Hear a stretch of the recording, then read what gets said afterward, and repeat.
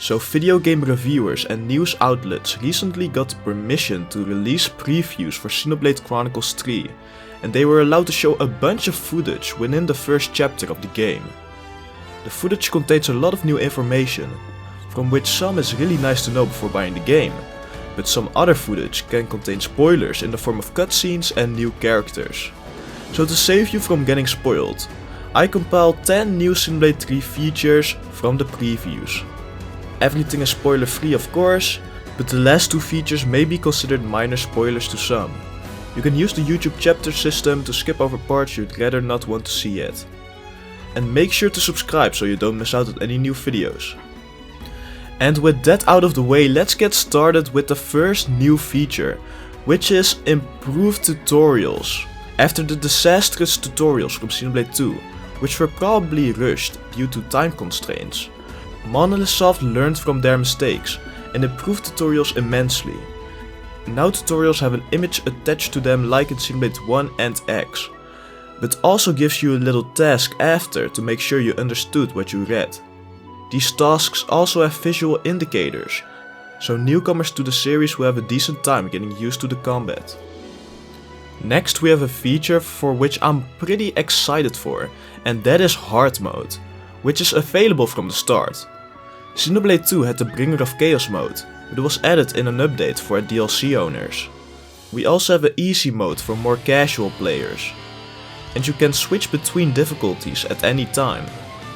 It's gonna be really interesting to see how much of a challenge the hard mode will be, so make sure you come through on July 28th around 11 PM Central Eastern Summertime, where I'll be streaming and playing Xenoblade 3 once it launches at midnight, live on YouTube. Now we have a new feature which was heavily requested, but not exactly what we wanted, and that is a photo mode. But the only mode available is to hide the UI for screenshots. It isn't a fully fleshed out photo mode, but now we can at least take pictures of the beautiful scenery of Ionios without any UI blocking the views.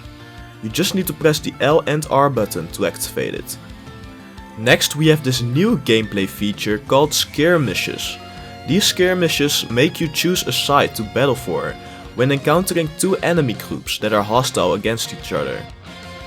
When exploring the overworld, you might see a pop-up with "Attention." We saw this in a direct as well. But if you interact with it, you'll get a choice to assist one of the enemy groups. These groups could be monsters, or Keves and Agnes soldiers fighting it out. Depending on which group you choose, different rewards will be available. In this instance, you can choose between bonus XP and gold, or a Napon coin. Now we have some relieving news, because the frame rate in Xenoblade Chronicles 3 is extremely stable in both docked and handheld mode. Although the game plays at 30 frames per second, outlets have claimed to have little to no frame drops whatsoever. So it seems like the optimization in this game has improved greatly from previous titles. And we have more good news, since multiple save files will be returning. We have 3 manual save files, and 1 autosave file like in Xenoblade Chronicles Definitive Edition. But they've also added 1 new quick save file, which is used for the new quick save feature. Which brings me to the next feature, which is the shortcut menu.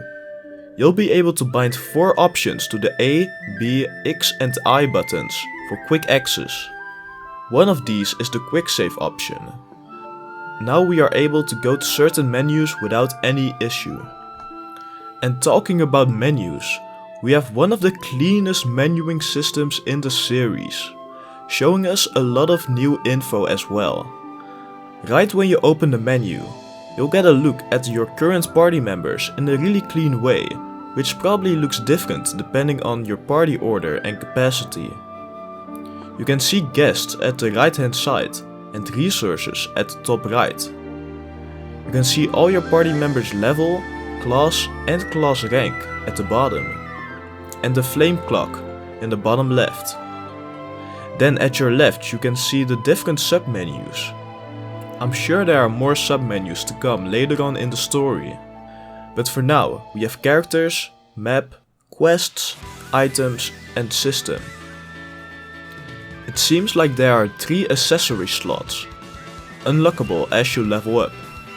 We also have the return of skills from Xenoblade X. These seem to be upgraded as you rank up your class rank.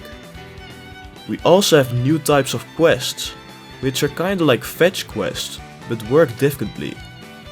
You can now receive Collectopedia cards from NPCs, and they will fill up as you collect items. Once the Collectopedia card is complete, you can register them and receive a reward and affinity. So you won't have to return to every single NPC for fetch quests. Now we have some minor spoilers that you really don't have to worry about, and probably predicted yourself if you have been watching the trailers. And that is confirmation that you start out the game with only the Keves team, and probably only the Agnes team as well. There's also another hero called Mamba, who is an attacker. So you'll only start out with 4 party members at most. And finally, we have the title screen. So if you don't want to see it yet, click off now. I will not play the title screen music, since I don't want to be spoiled on that myself yet, but here it is. It is essentially just the same shot as we saw at the end of the reveal trailer. But the question is whether it will change as the story progresses, like in Xenoblade 2. We'll also be looking at the settings for a bit, as we have quite a lot of options. Camera options are largely the same, but you can now choose to adjust the camera when targeting enemies or when interlinking. We have both Japanese and English voices available from the start, without any extra downloads. And you can turn off any notifications that you get. So if you think you know how the game works and don't need tutorials anymore, you can just turn them off. We can even choose how fast we want the dialogue and text box speed to go, like in Pokemon. You can also choose to turn off all the information on screen during battle, like damage, HP and others. There's even an option to turn on auto battle, which will let an AI do all the overworld battles for you, but it will not work on boss fights and unique monsters.